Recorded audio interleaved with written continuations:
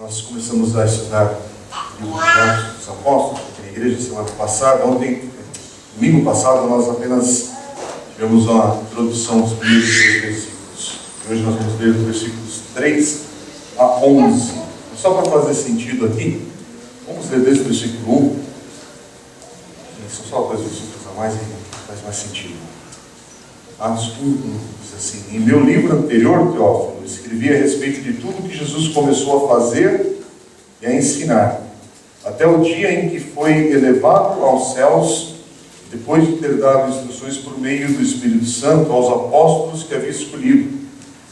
Depois do seu sofrimento, Jesus apresentou-se a eles e deu-lhes muitas provas indiscutíveis de que estava vivo. Apareceu-lhes por um período de 40 dias, falando-lhes acerca do reino de Deus. Certa ocasião, enquanto comia com eles, deu-lhes esta ordem: não saiam de Jerusalém, mas esperem pela promessa de meu Pai, da qual lhes falei. Pois João batizou com água, mas dentro de poucos dias vocês serão batizados com o Espírito Santo. Então os que estavam reunidos lhe perguntaram: Senhor, é neste tempo que vais restaurar o reino a Israel? E ele lhe respondeu: não lhes compete saber os tempos ou as datas que o Pai estabeleceu pela sua própria autoridade, mas receberão poder quando o Espírito Santo descer sobre vocês, e serão minhas testemunhas em Jerusalém, em toda a Judeia e Samaria, e até os confins da terra. Tendo dito isso, foi elevado às alturas enquanto eles olhavam, e uma nuvem o encobriu da vista deles. E eles ficaram com os olhos fixos no céu enquanto ele subia. De repente surgiram diante deles 2 homens vestidos de branco que lhes disseram: Galileus, por que vocês estão olhando para o céu? Este mesmo Jesus que dentre vocês foi elevado aos céus, voltará da mesma forma como viram subir.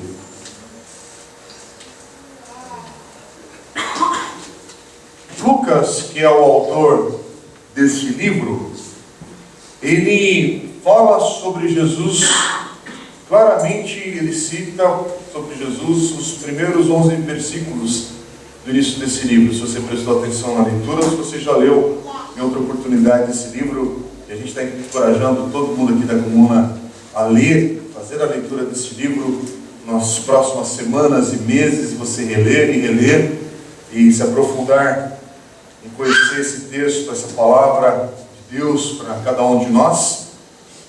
E aqui, já no início, é uma dica de como Lucas pretende mostrar como o ministério de Jesus continua por meio da igreja. É isso que ele vai continuar falando, como Jesus continua a agir, falar, fazer por meio da sua igreja. Mas aqui a ênfase, lógico, Jesus está falando aos discípulos, Jesus está presente aqui claramente falando nesses versículos iniciais. E é interessante que logo de cara Lucas lembra que o ministério de Jesus envolve tanto palavras quanto as suas realizações, quanto os seus feitos. É isso que ele quer dizer. Ele se refere aqui no versículo 1, quando ele fala tudo que Jesus começou a fazer e a ensinar. Interessante que a gente meditou algumas semanas atrás na carta de Tiago, e que também continua mostrando as obras e o ensino de Jesus ali naquela carta.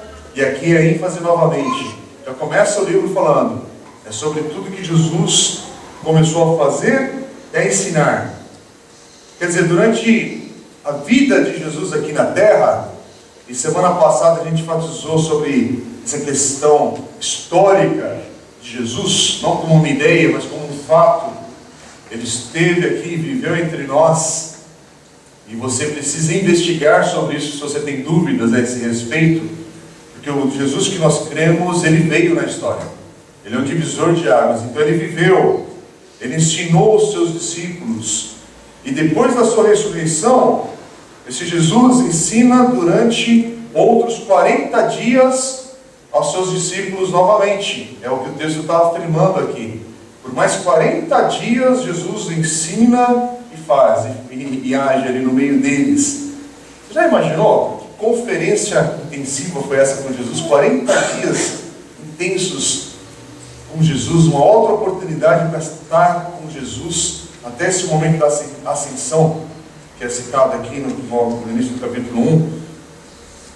E Jesus, ele faz, ele age, e aí ele ilustra aquilo que ele fez, ou ele explica com as suas palavras. Ou é o contrário, aquilo que ele está falando, ele demonstra na sequência.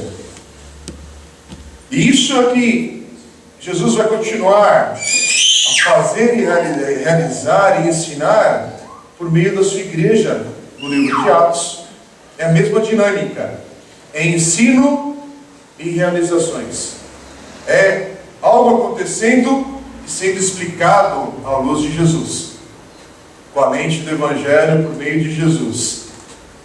Quer dizer, tudo aquilo apontando para uma vida nova, para uma vida eterna que encontramos em Jesus. Essa dinâmica, ela é presente nesse livro e por todo o Novo Testamento. Quer dizer, nós como igreja hoje, se realizarmos qualquer tipo de obras, qualquer tipo de feito, realizações que a gente faça como igreja de Jesus, é para trazer glória para Ele. Qualquer coisa que a gente faz, adora, se reúne, celebra juntos, é para que Jesus receba a glória.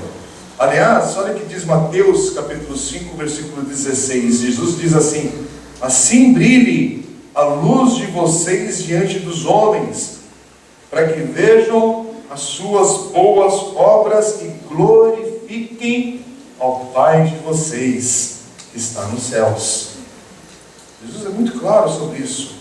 Quer dizer, as palavras e obras, ensino e feitos, andam juntos, não é desconectado, não é teoria e aí de vez em quando prática, ou apenas fazer, e não há um ensino de algo que aponte para a glória do Senhor.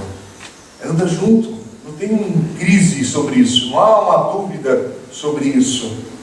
É por isso que nos evangelhos a gente vai ver Jesus realizando diversos milagres, agindo com misericórdia, e aí você vai para Atos dos Apóstolos, e agora a gente vai começar a ver a mesma igreja de Cristo, agora operando milagres em nome do Senhor, ensinando em nome do Senhor, agindo com misericórdia em nome do Senhor, cuidando uns dos outros com misericórdia e graça em nome de Jesus, trazendo o que?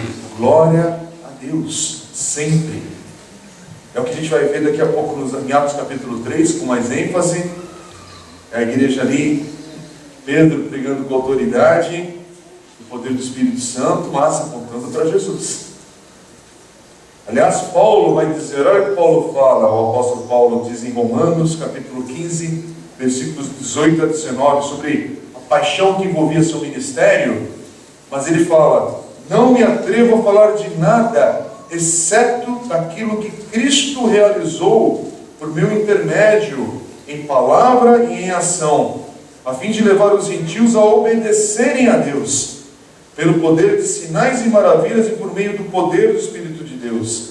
Assim, desde Jerusalém e arredores até o Ilírico, proclamei plenamente o Evangelho de Cristo. O que Paulo está fazendo com a sua vida, os apóstolos estão fazendo com a sua vida, é falar, anunciar esse Evangelho de Cristo. É do Senhor, é isso que nós estamos fazendo aqui. A gente está reunido aqui falando de alguma coisa em nome de Cristo, não em nome da Igreja Batista, em nome de Jesus, em nome daquele em qual a gente encontrou vida eterna, transformação das nossas vidas. É para falar para você sobre Jesus, não sobre um novo código de ética, sobre uma fórmula que você vai mudar a tua vida e resolver todos os problemas. Não, é sobre o encontro com esse Cristo. Cristo é apenas a nossa mensagem, é Ele apenas. É isso que a gente está fazendo e falando aqui. E aí a gente chega nesse momento em Atos, sobre a ascensão de Jesus, que é um texto que quando você lê, você fica surpreso com o que está acontecendo aqui. Ainda mais a gente que é muito distante já desse período e vivendo num mundo muito secularizado e com poucos testemunhos para valer de milagres sobrenaturais, de situações sobrenaturais, e que tem gente aqui que sabe testemunhar sobre isso. Mas aquilo que é sobrenatural e que é milagre, você não vê a toda hora, não é o atacadão. Você vai lá no mercadão e tem atacado aí sobre milagre, senão deixa de ser milagre. Passa a ser coisa que acontece toda hora. Por isso que eu sempre tenho um pé atrás para valer muita coisa que é feita, mesmo com o nome de Jesus, mas que vem de uma maneira, televisiva. Agora todo mundo compartilha no YouTube, porque parece que não bate muito com como Jesus manifesta a sua glória. Não bate, gente. Por favor, leia a Bíblia, leia a palavra de Deus, como Jesus age e opera, e que parece que é uma lógica diferente. Mas com isso, por favor, de maneira alguma se atrever a dizer que Jesus não age nos dias de hoje, que Deus não opera milagres nos dias de hoje, que Deus não faz assim por causa da tua cabeça dura, por causa do teu coração cético, porque aqui fala de uma ascensão e que fala que Ele vai retornar dessa mesma maneira. A palavra de Deus afirma isso, não é uma coisa. Não, então, foi o iCloud que já existia aqui, ele subiu numa nuvem, né, digital aí. Daqui a pouco vai ter uns malucos falando sobre isso. Aliás, já existe a igreja virtual literalmente, né? Você entra lá, cria um universo, mas esqueci o nome disso aí, foi uma operação que rolou alguns anos atrás. Para quem acha que a gente não é tão doido assim, a gente é, viu, gente? A gente cria umas coisas malucas, mas aqui é um ponto que a palavra de Deus afirma sobre essa ascensão de Jesus e que Ele vai voltar dessa maneira. Isso, quando eu leio algo como está nesse texto, me deixa perplexo, gente. O que é isso? Eu não sei explicar. Só sei que está falando aqui sobre isso e meu coração fica, já pensou esse dia? Já pensou sobre esse retorno de Jesus? Já pensou que um dia esse mesmo Jesus prometeu voltar dessa maneira gloriosa, que a gente vai ficar com a boca, os durões aí, sabe, os mãozinha no queixo, que eu acho mal legal aquelas fotinhas assim, que você coloca a mãozinha assim, tira a foto e você vai ter que segurar bem, porque a boca vai ficar como ficaram os discípulos aqui. Porque os discípulos, você viu a reação dos discípulos com a ascensão de Jesus? Eles ficam olhando para o céu, fixos ali, olhando para as nuvens, até que aparecem dois anjos, e aí chama Deus, aqui não está lá, está vendo esse Jesus? Ele vai voltar. Aí eles parece que acorda ali daquele momento, daquela êxtase, daquele momento maravilhoso, mas tem que ser chamado a atenção porque eles ficam, é algo tão grande, é glorioso, é algo que nós não sabemos o que é, gente. Por favor, não tem um culto de vigília comparado a um negócio desse, da glória do Senhor de fato ali, e desse momento que Ele promete que vai voltar. O mundo vai ficar olhando, perplexo, a esse momento.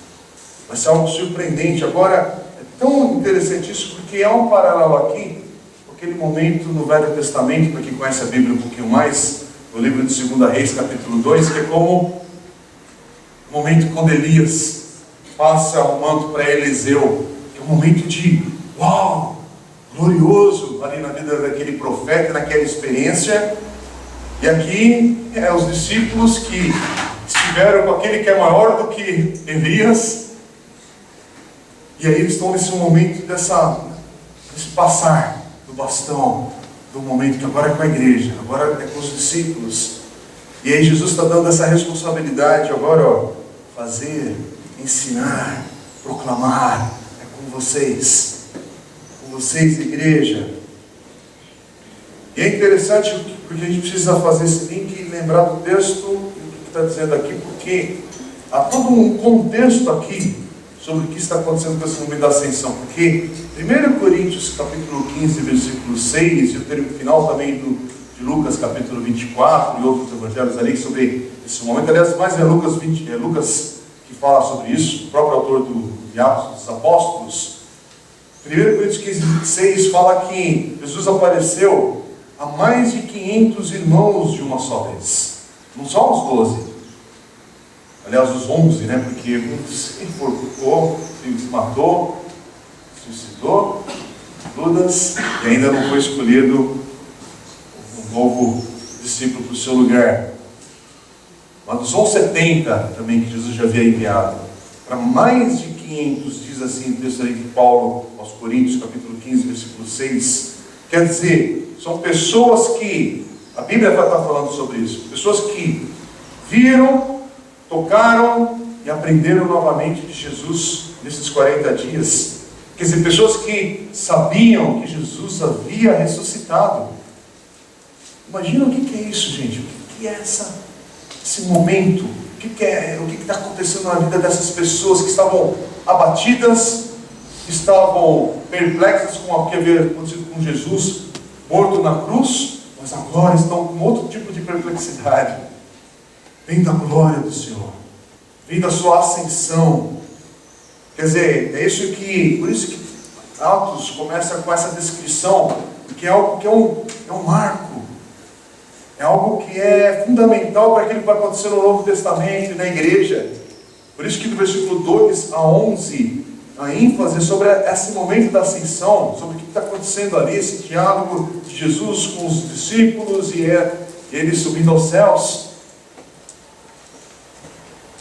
Agora, o que é interessante, alguns estudiosos da Bíblia afirmam que esse momento da ascensão, dessa glória ali de Jesus, nesse momento, tem ligação com o Salmo 24, principalmente o finalzinho ali. É o cumprimento deste Salmo, Salmo 24, versículos 7 a 10, que diz assim: abram-se, ó portais, abram-se, ó portas antigas, para que o Rei da Glória entre. Quem é o Rei da Glória? O Senhor forte e valente, o Senhor valente nas guerras. Abram-se, ó portais, abram-se, ó portas antigas, para que o Rei da Glória entre. Quem é esse Rei da Glória? O Senhor dos Exércitos. Ele é o Rei da Glória. E aí, irmãos, a comparação é essa. Imagina, os céus estão recebendo Jesus com esse espanto. Abram-se, ó portais.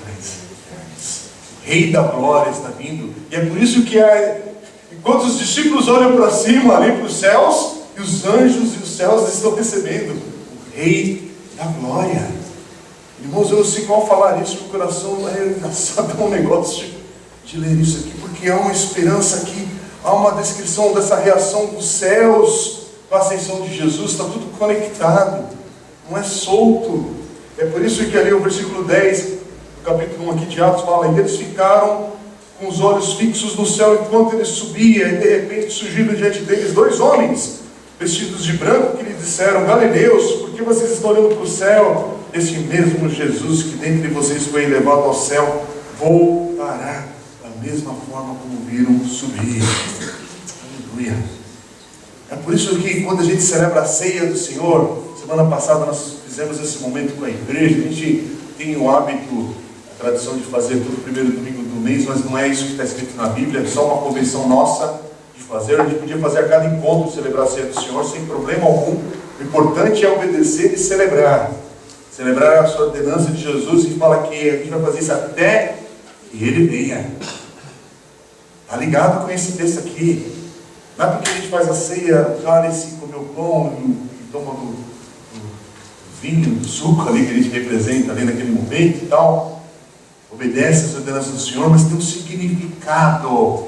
E esse texto aqui mostra esse significado. Ele vai voltar. Ele vai voltar. Sabe esse teu coração angustiado hoje? Sabe essa lágrima que você derrama hoje por um motivo A, B ou C? Vai ter um fim, porque Jesus vai voltar. Por isso que teu coração é para ter um coração em Cristo, cheio de esperança. Pessoas que estão aqui no dia de hoje, inclusive AD, que perderam o papai já nas suas vidas. Hoje é o dia dos pais, a gente celebra a vida dos nossos pais, se alegra, o dia da família está reunida, mas muitas vezes o teu coração vai ficar apertadinho no dia de hoje, porque vem lembranças boas. Aliás, tem pessoas aqui que não têm lembranças boas, porque ou teve ausência do pai, ou teve traumas com o pai, que é triste ver isso, e isso é uma realidade, porque na igreja a gente fala às vezes de uma maneira que exclui pessoas de um momento que não é tão feliz às vezes. Mas isso não deve anular a alegria das crianças que estão aqui, daqueles que têm pai aqui, do contexto sadio, mas aqueles que têm um coração assim, assado, tal e tal, tem que olhar para esse mundo tudo e falar: essa dor momentânea do meu coração vai ter um fim, porque Jesus vai voltar. É por isso que o evangelho que não aponta para a volta de Jesus está com como é que fala? Está capenga, né? De uma perna, está com alguma falha ali, que não pode às vezes. Por quê? Porque senão entra essa piração de um monte de crente neurótico, doido com a sua situação momentânea, porque não entende que a situação é momentânea. E aí o grito da sua dor parece que ela é maior do que a glória do Senhor. Por favor, isso está invertido em nome de Jesus, que hoje o Espírito Santo de Deus entre no teu coração, trazendo conforto, consolo, esperança, mas que aponte para falar: peraí, o que eu estou passando dói, o que eu estou passando me angustia, o que eu estou passando me deixa sei lá o que, mas é momentâneo. Por quê? Porque minha vida, por favor, a minha vida é tão breve, curta, é momentânea. A palavra de Deus afirma sobre isso, sobre as nossas dores, quando você lê 1 Pedro, quando você lê outros textos, falando: aguenta firme, porque é momentâneo. Só que quando a gente é um crente que tem uma lente que está embaçada, porque a palavra de Deus não está no dia a dia nos iluminando, nos trazendo luz, a gente não consegue ver além do problema, além da dor, além da angústia. Mas aqui está falando: Ele voltará. Ele vai voltar, e não importa a circunstância que você está vivendo, do hospital, do cemitério, da maternidade, com um exame de saúde ali, na situação perplexa da tua vida, não importa o momento que você vai estar transitando, Ele vai voltar. E essa é a nossa esperança maior, é Cristo, esse retorno glorioso. E aí é por isso que Lucas, em capítulo 24, ele vai falar assim no versículo 51 e 52, também descrevendo esse momento. Por isso que é importante, ao ler Atos dos Apóstolos, você precisa ler o Evangelho de Lucas inteiro, 24 capítulos. Esforce-se, tenha bom ânimo para essa leitura, porque essa leitura te dá uma perspectiva nova para a vida. E olha o que Lucas fala sobre esse momento, Lucas 24, 51 e 52, volta algumas páginas aí da sua Bíblia. Diz assim um texto: estando ainda abençoados, Ele os deixou e foi elevado ao céu. Então, o que eles fazem? Eles o adoraram e voltaram para Jerusalém com grande alegria. Aleluia! Com grande alegria. Um vai ser morto à espada, outro vai ser apedrejado, um vai ser crucificado. Diz a história que um deles vai ser inclusive crucificado de ponta cabeça. Mas eles olham para esse momento aqui e falam que eles voltam para suas situações de perseguição, para suas persecuções de pessoas ridicularizando, pessoas insultando, pessoas falando um monte de tranqueira contra esses discípulos. Mas eles voltam para este lugar sabendo o que os aguarda com grande alegria. E a gente é um bando de crente frouxo hoje, que passa uma circunstância e passa tudo, a gente fica abalado, abatido. Não estou zombando de ninguém, eu estou querendo chamar a atenção, porque meu coração também é assim enganoso. E essa palavra hoje vem para falar assim: peraí, eles voltam com grande alegria, porque o coração está conectado com essa glória do Senhor Jesus. Não a glória intelectual, apenas para convencer a gente, não, é para a gente olhar e falar: Senhor, o Senhor é o Rei da glória, o Senhor é o Rei dos reis, e isso basta para a minha vida. É por isso que Paulo vai falar, aliás, o Senhor vai falar para Paulo: a minha graça te basta. Por quê? Porque Ele é o Rei da glória. E isso basta para o nosso coração hoje, gente. Vamos orar? Vamos clamar? Vamos. Mas por favor, nenhum milagre é maior, é mais suficiente do que a presença e a glória do Senhor na nossa vida. Nada é maior. Nada é maior. Você pode ter a resposta de um emprego, do carro novo que você está querendo, de uma situação financeira que você precisa de um milagre, sim, por favor. Você precisa de um monte de coisa, como eu preciso, a Dê precisa, cada um aqui precisa. A gente tem necessidades que a gente lista, que a gente sonha, que a gente busca, que a gente se esforça, que a gente rala, sabe, e se esforça para acontecer, arregaça as mangas e sai fazendo, mas nada é maior para satisfazer o meu coração do que Jesus, do que Cristo, porque Ele é o Rei da glória, Ele é o Senhor. E quando eu olho para esse texto, Ele promete, Ele vai voltar. Meu coração está assim, eu preciso orar para esse texto, gente. A gente precisa se alimentar da palavra de Deus. A gente não precisa de nenhum mantra, nenhum coaching espiritual, sabe? A gente precisa da palavra de Deus sendo entrando nas nossas entranhas de fato e habitando aqui dentro de nós, do nosso coração, da nossa mente, dos nossos valores. É por isso que os discípulos testemunham isso. Eu adoro, e o coração se enche de alegria. Minha oração no dia de hoje é esse: que teu coração se prostre diante do Senhor em adoração a Ele, e que o teu coração, por causa disso, se encha de uma alegria que só pode vir dEle, de uma satisfação que só pode vir dEle, em nome de Jesus, por causa dEle, gente. Amém? Atos, então, vai começar ali a mostrar como é que Jesus vai fazer para esse evangelho, essas boas novas, alcançar todas as nações. Ele fala, gente, ele não fica quieto, ele explica como. Ele mostra como é que ele veio para valer, para cumprir, ser o cumprimento das profecias antigas do Velho Testamento, para cumprir tudo aquilo que a lei exigia diante do Senhor. Ele veio, ele cumpriu, ele continua ensinando e mostrando como é que ele vai fazer para continuar espalhando essas boas novas. É o que é chave aqui. Como é que Jesus vai avançar sua palavra, sua mensagem entre as nações?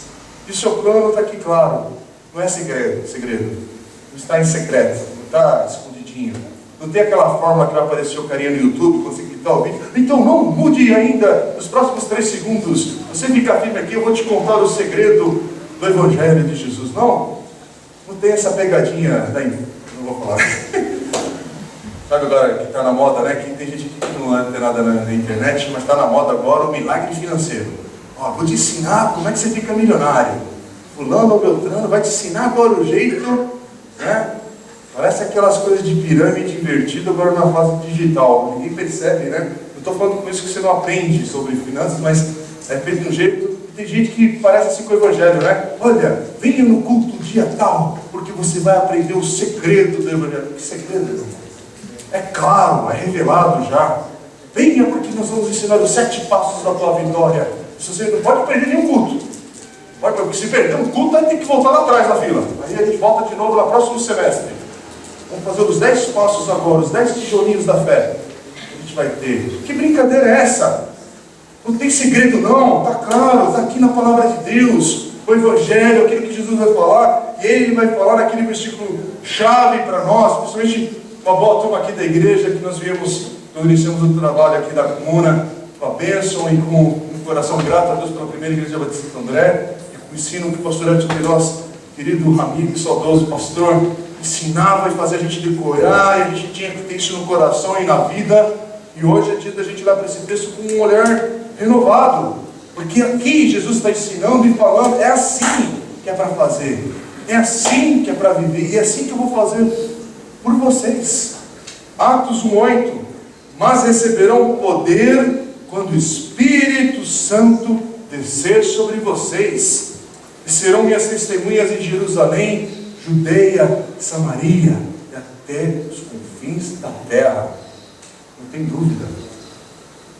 Jesus afirmou isso e fala: receberão poder quando o Espírito Santo descer sobre vocês. Ainda bem que ele não falou, então, todos precisam fazer o curso transformador do poder do Espírito Santo. Faça aquele curso e a tua vida, a tua família vai ser transformada. Não. O mundo vai ser transformado a partir de uma meta que a igreja aqui no ano tal vai estabelecer. Em 10 anos nós vamos alcançar o mundo para Jesus. Aí passa esses 10 anos, ele tem que esticar a meta, né? Ou dobrar a meta, né? Dobra a meta, né? Evangélica, né? Que as coisas... Não, Jesus está falando, é Ele. É o poder que vem dEle. É a capacidade que vem dEle. Mas Ele fala com toda clareza qual é o nosso papel como igreja. Não tem dúvida de onde é para nós atuarmos.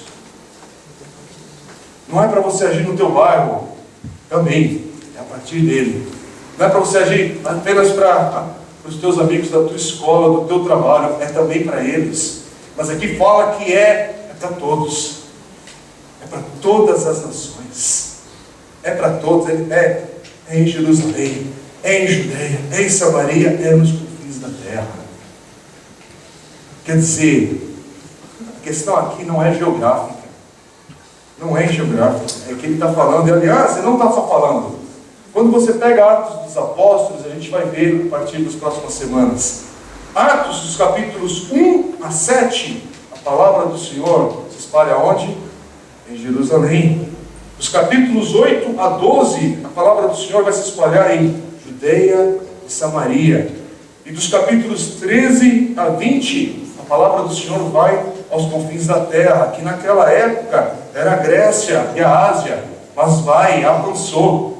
Saiba disso, gente, por favor, não para entrar num debate teológico, mas a palavra do Senhor já alcançou os fins da terra. Esses discípulos aqui não estavam de brincadeira, como a nossa geração está, a nossa geração como igreja. A palavra do Senhor já alcançou os confins da terra no seu tempo. Leia a Bíblia, leia o Novo Testamento. Com isso, eu não quero dizer que a gente, então a gente fica sabendo, não, porque a gente tem esse chamado, é presente agora, temos diversos povos, etnias e grupos de pessoas de diferentes línguas que não têm o Evangelho nos dias de hoje. É obrigação nossa, é chamado nosso, levar a palavra aos confins da terra. Mas saiba que essa palavra já alcançou o mundo todo da sua geração. É por isso que é um negócio meio maluco hoje, por isso que essa volta de Jesus é uma surpresa, vai pegar muita gente surpresa. Como assim? Jesus vai voltar? Porque tem gente que prega, eu entendo, respeito e ao mesmo tempo não afirmo, só especulo e essa especulação não cria nenhum problema, porque eu sei que essa questão aqui é nossa presente. Precisamos levar, nos preocupar e levar o Evangelho a todas as nações. É por isso que a gente é envolvido com a obra missionária aqui na igreja. Desde o dia 1, antes de ter pastor de tempo integral aqui na igreja, os primeiros anos da comuna, os primeiros 4 anos, a gente sempre foi comprometido com a obra missionária. Para quê? Para lembrar que nós estamos aqui não é por causa de nós mesmos. É para cumprir essa ordenança de Jesus, que não foi uma sugestão dele. É uma ordenança. Aliás, não é uma ordenança. Porque ele fala que ele tem essa promessa que ele já cumpriu, que derramaria o seu Espírito Santo sobre a sua igreja. Ele já cumpriu isso. E aí nós respondemos. Para quê? Para obedecer. Para ser capacitado para poder cumprir esse versículo. Porque sem o poder do Espírito Santo a gente não cumpre. Então, igreja, por que a gente se preocupa com Portugal? Por que a gente apoia missionários no Brasil, obras missionárias, organizações que estão fazendo a obra de Deus aqui na nossa região? Porque é além de nós. Porque não é só para pagar a conta da igreja, para pagar conta de luz, de internet, de prédio aqui, não. Nós estamos reunidos aqui para... Precisamos obedecer. E precisamos sempre lembrar, é para todas as nações. Mas tem muito problema no Brasil. Tem, meu amigo, mas o Evangelho é para todas as nações. Pergunta para Jesus, o problema não é meu. Mas por que não se preocupa o interior do Ceará? Também deve se preocupar. Por que também? Por quê? Porque a necessidade ela nunca tem fim, mas é para todas as nações. Pergunta para o Senhor essa tua dúvida. Vai na palavra de Deus, porque muitas vezes essa tua dúvida é só uma desculpa porque você não está fazendo nada nem pelo Ceará, nem pelo pobre da tua esquina, mas aí fica questionando sobre a obra missionária para todas as nações. Não é uma questão de obedecer a Jesus. Ele afirma aqui, não é uma opção da igreja, não existe igreja que faz opção pela pessoa do outro lado da rua, é do outro lado da rua e do outro lado do mundo. Por quê? Para lembrar nosso coração, porque ele veio para todos. Para todos. Mas, irmãos, ele está na iminência de voltar. Não pense que Jesus está esperando as agências missionárias do mundo se reunirem. Grande plano estratégico. Grande plano que nunca aconteceu na história, mas finalmente alguém vai ter uma ideia que vai alcançar o mundo todo para Jesus. Esse aqui ele já está fazendo pelo poder do Espírito Santo. Deus não está de brincadeira para anunciar a sua palavra. Se dependesse da minha boa vontade, da minha boa... dá para colocar a mão no bolso e para colocar minha vida nos trilhos corretos. Do Evangelho de Jesus. E meu coração ele oscila, gente. Mesmo aqui na igreja, meu coração oscila. Hora está azedo, hora está feliz, hora está isso. Já pensou Deus depender das minhas oscilações, do meu humor, da minha inteligência para alcançar o mundo todo? Obrigado, Deus, porque o Senhor não depende de mim, mas apesar disso, o Senhor me usa. Apesar de quem eu sou, o Senhor ainda me coloca, sabe, o Senhor corrige o meu andar. Apesar de quem nós somos aqui como igreja local, da nossa, às vezes, aquele compromisso que não é firme, que não é constante, que é difícil de fechar alguns projetos menores aqui, mas apesar de tudo isso, o Senhor continua salvando, o Senhor continua restaurando, o Senhor continua trazendo. Você já pensou se a igreja, para encher, ou para alcançar com pessoas novas aqui, dependesse dos nossos convites, para as pessoas virem aqui à igreja? Coloca você agora, se nos últimos, só em 2019, se desde janeiro de 2019 agora a agosto, estamos no segundo semestre, se para vir um não cristão aqui dependesse do seu convite para a igreja continuar avançando e progredindo. Eu também me coloco nisso, tá? Também me coloco nisso. Quando falo assim, nunca é indireto para ninguém. Só coloco isso para falar: Senhor, apesar de mim, o Senhor continua fazendo. Apesar de mim, o Senhor continua agindo com misericórdia e graça. Apesar de mim. E é interessante porque, gente, vocês viram o que acabou de acontecer aqui nesse início dos versículos que a gente leu? Só que, mesmo Jesus ali se preparando, passou já 40 dias ensinando. 40 dias falando, além do todo outro tempo que ele já tinha passado com esses discípulos e com aqueles que começaram a caminhar com Jesus. Jesus ressuscitou e eles estão vendo. E ainda assim o coração deles não pega tudo. Versículos 6 e 7. Se você não prestou atenção, antes de falar do versículo 8. Versículos 6 e 7, eles estão ali. Eles têm um interesse particular numa questão da restauração de Israel. E eles estão preocupados com isso. Senhor, é agora que vai restaurar Israel? Israel vai ser de novo o centro do poder, ou sei lá o quê? Eles têm dúvidas sobre isso. E Jesus muda de assunto ali porque fala: o foco não é esse. O foco é outro. Isso aqui traz conforto, consolo, porque mostra que, gente, essa limitação nossa, ela é real, ela era real aqui, mas Jesus não chuta eles por causa dessa limitação. Jesus só fala: olha, vocês vão receber o poder do Espírito Santo e serão minhas testemunhas. E presta atenção, porque nosso papel é ser testemunhas. Todos nós, eu sou uma testemunha. Meu chamado como discípulo de Jesus é esse, é ser uma testemunha de Cristo. Quer dizer, não é sobre romper barreiras geográficas, mas é mais profundo do que isso. É mais do que apenas romper uma barreira cultural também. Aliás, é interessante porque o que é ser testemunha de Jesus? O que é ser testemunha de Jesus? Ser testemunha de Jesus é proclamar a pessoa e a obra de Cristo. É você afirmar que Jesus viveu, morreu e ressuscitou e voltará.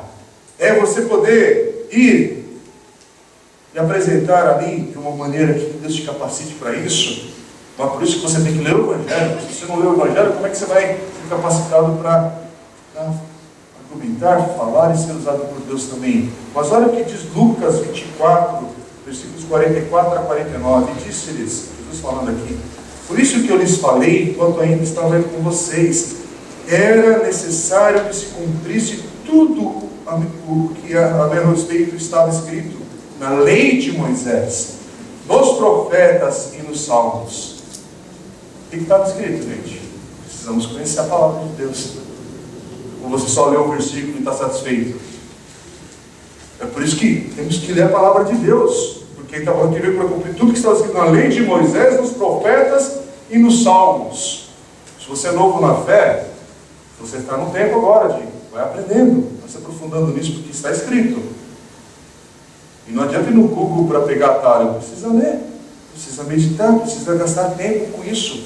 Não é de domingo em domingo, é dia a dia, e vai aprendendo. E Jesus continua falando assim no versículo 46. Aliás, no versículo 45, ele fala assim: então lhes abriu o entendimento para que pudessem compreender as Escrituras. Aqui abrir entendimento e abrir entendimento porque é algo que eles já conheciam também. Eles sabiam, mas não sabiam aplicar na vida. Então você que é novo na fé, você vai tendo contato com a palavra de Deus, saiba que o Espírito Santo de Deus vai te abrindo o entendimento. Não é numa enxurrada só. Em um culto você sai PhD no Novo Testamento. Não é assim, mas é na vida. É para o dia a dia. Sabe aquela lâmpada para os meus pés é a tua palavra? Mas é uma lâmpada que pode me iluminar só para o próximo passo. Não vai iluminar uma vez por toda a highway, né? Não, é o próximo passo que você precisa dar talvez nessa semana. Ah, sou cru. Conhecer a palavra de Deus, estou meio difícil, tenho dificuldade, admita isso, tudo bem. Mas Deus te dá um entendimento para o próximo passo. Ele dá um entendimento a você, caminha com o Senhor, caminha na sua palavra. Por isso, gente, por favor, desde o início do ano, a gente até diminuiu de falar sobre isso, mas nós temos incentivado a igreja, inclusive ainda tem alguns devocionais que a gente tem usado nesse ano com os pequenos grupos da igreja. Para quê? Para te estimular, para te encorajar a aprender aí na palavra de Deus, meditar num versículo aqui, numa leitura ali. Por isso que toda hora, toda oportunidade a gente fala, inicie um plano de leitura bíblica. Não precisa ler a Bíblia toda. Inicie um plano de leitura bíblica simples. Leia um evangelho. Leia o evangelho de João, que é um dos melhores pontos ali para você começar na sua jornada de ler a palavra de Deus. Mas leia, medite, porque mesmo um texto simples como é o do devocional, que é uma página, um texto curto que te leva a orar, para iniciar o teu dia, ou para terminar o dia, depende de como é a tua lógica, ou para parar na hora do almoço e ler, mas leia. E aqui você está esperando de culto em culto um novo eureka, um novo poder de Deus, mas é diário, são doses pequenas. Sabe aquela dose do antibiótico? Quando coloca para aquele antibiótico que é mais forte, que é de 12 em 12 horas. Mas se você pular uma das doses, não vai fazer o efeito. Porque não é para tomar o remédio todo. Não vou. Já que é para tomar, então agora eu quero sarar. Vou tomar tudo. Você vê que é ruim, né? Que nem se a Bíblia, se você vai no texto errado aqui, você vai sofrer. Começa a ler a Bíblia por Crônicas, para ver o ânimo que você vai ter daqui a pouco. Ou Deuteronômio, vai para Levítico. Nunca na Bíblia vai começar a ler por esses textos. Lê as genealogias, por 30 dias. Você vai pirar, né? Vai ficar, sei lá. Mas eu estou falando isso por quê, gente? Porque parece besteirinha. Mas sabe, aquele tijolo, é uma caminhadinha, uma caminhada, um passo. Mas caminhe. Por quê? Porque o texto continua falando assim, versículo 46, está escrito que o Cristo haveria de sofrer e ressuscitar dos mortos no terceiro dia, e que em seu nome seria pregado arrependimento para o perdão de pecados a todas as nações, começando por Jerusalém. Vocês são testemunhas dessas coisas. Dessas coisas o quê? Das profecias se cumprindo.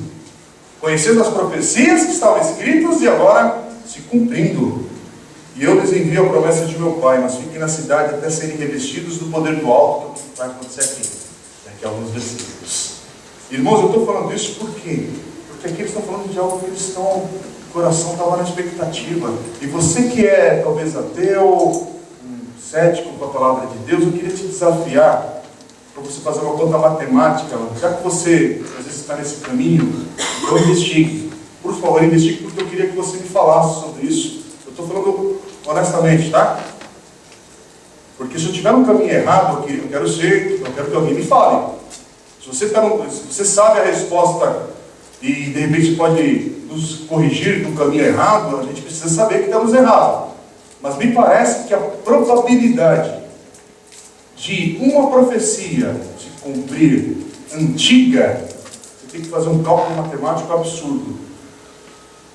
Mas se essa profecia foi escrita e profetizada por diversos autores, em diversas épocas diferentes, em contextos diferentes, todas elas se cumprem em uma mesma pessoa, algo sobrenatural está acontecendo.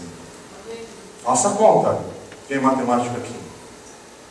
Quem tem dúvida sobre a palavra de Deus, faça a conta, e eu estou falando para valer. Não estou brincando. Uma profecia a respeito de uma pessoa, em qualquer fase da história, já tem uma probabilidade matemática absurda para ela se cumprir.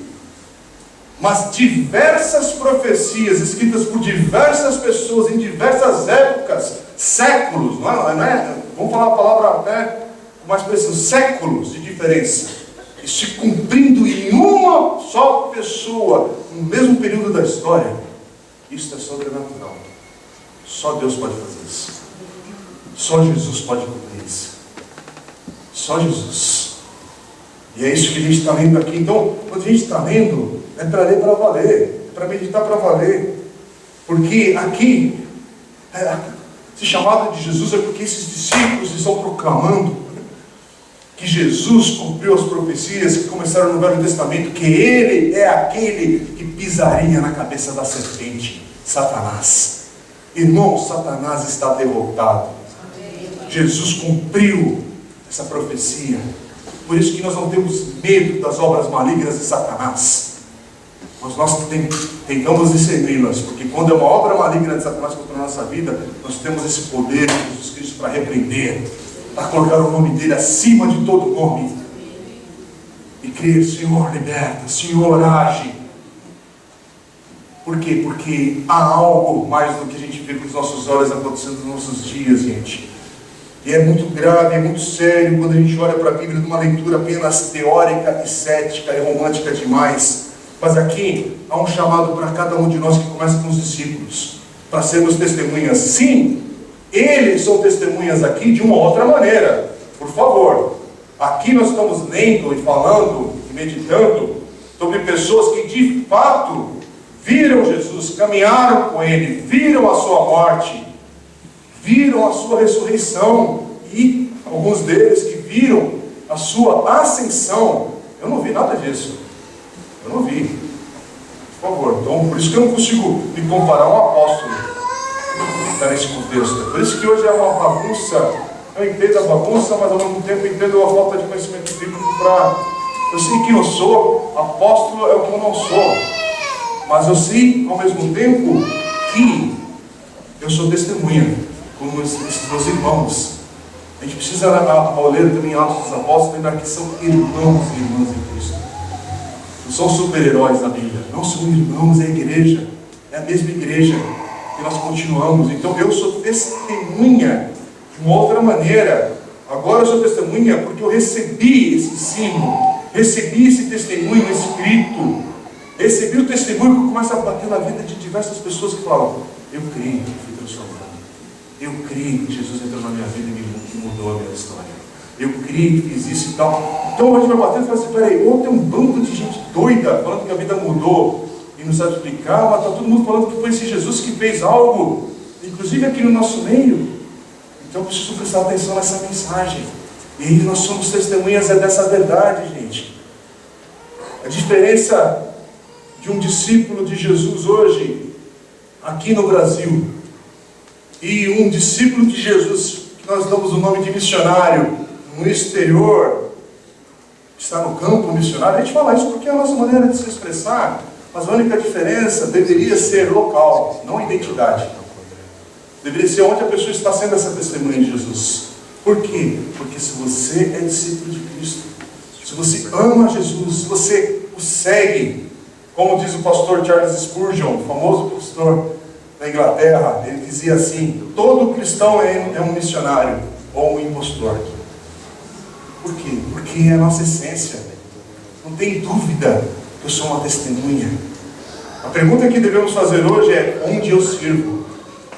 Onde eu sirvo? A quem eu ministro? A quem eu estou servindo? Porque todos nós estamos servindo, gente.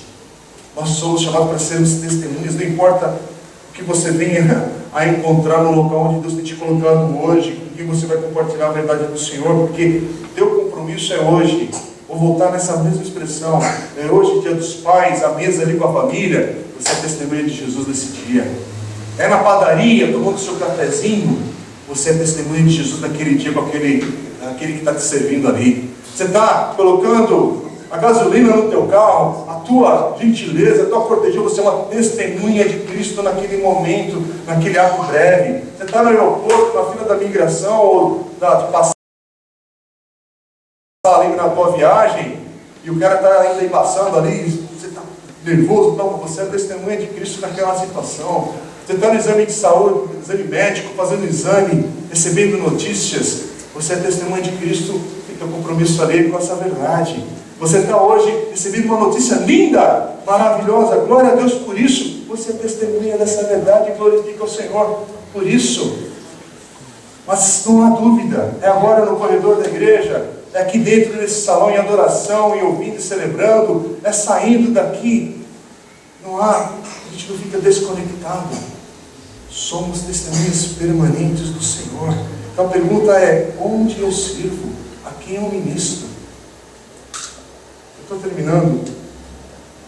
É porque a gente precisa lembrar, gente, porque quando a gente está passando por lutas, sofrimentos, perseguições, parece que esquece que tudo isso acompanhou os discípulos de Jesus. E não é na ausência delas que você vai ser testemunha. É mesmo e apesar de tudo isso, você é uma testemunha de Cristo. No dia bom e no dia mau, você é uma testemunha do Senhor. É por isso que é lindo a gente ver o texto aqui, a gente acabou de ler o versículo 8, sobre receber o poder de Deus, o Espírito Santo de Deus na nossa vida. Mas por que isso, gente? Porque também a gente precisa ter claro na nossa cabeça: ninguém é testemunha na própria força.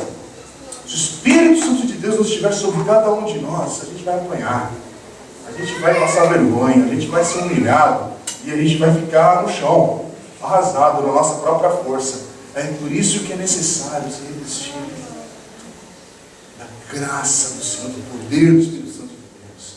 Sim, nós cremos que quando nós somos salvos e somos transformados, o Espírito Santo de Deus vem na nossa vida e nos sela. É uma promessa daquele que é nascido de novo.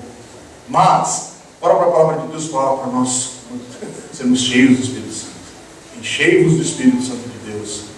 Às vezes a gente está numa forma assim, meio capenga, desanimada, abatido, mas realmente você tem buscado o Espírito Santo de Deus na tua vida. Eu estou muito filosófico. Eu estou muito... Tá bom, você pode estudar pra caramba, você pode fazer um monte de coisa. Eu gosto disso. Mas está se enchendo do Espírito Santo de Deus nesse processo? Porque nós precisamos de pessoas, PhDs e mestres no ensino, tudo, mas cheios do poder de Deus. Precisamos de engenheiros, advogados, funcionários públicos, padeiros, pessoas na limpeza, pessoas nas suas profissões, nos seus lares, mas cheios do Espírito Santo de Deus. Não ocos e vazios. Você, às vezes, é mais simples na tua educação, mais simples na tua formação, mas é na tua simplicidade. Nós precisamos de você, mesmo nessa condição que nós achamos, culturalmente falando, nossa forma de avaliar a vida, que é mais simples aqui, que é mais humilde ali, mas não importa. Precisamos de todas as pessoas que seguem o Senhor Jesus, mas cheias do Espírito Santo de Deus. Por quê? Porque senão você não vai conseguir testemunhar coisa alguma. Você não vai conseguir enfrentar essa semana coisa nenhuma. Pastor Tony Merida, que aqui eu estou baseando um pouco do esboço das mensagens no comentário que ele tem de Atos, e ele diz assim, uma frase eu anotei porque eu queria compartilhar. Ele fala assim: as pessoas ordinárias de Deus, equipadas com a palavra de Deus, cheias do poder do Espírito de Deus, dedicadas ao Filho de Deus, podem cumprir a missão de Deus. Amém? É isso. Deus não está esperando os graduados do Senhor. Não. As pessoas ordinárias, mas de Deus. Vou repetir. Equipadas com a palavra de Deus, cheias do poder do Espírito de Deus, dedicadas aos filhos de Deus, podem cumprir a missão de Deus. Vamos ficar em pé nessa hora.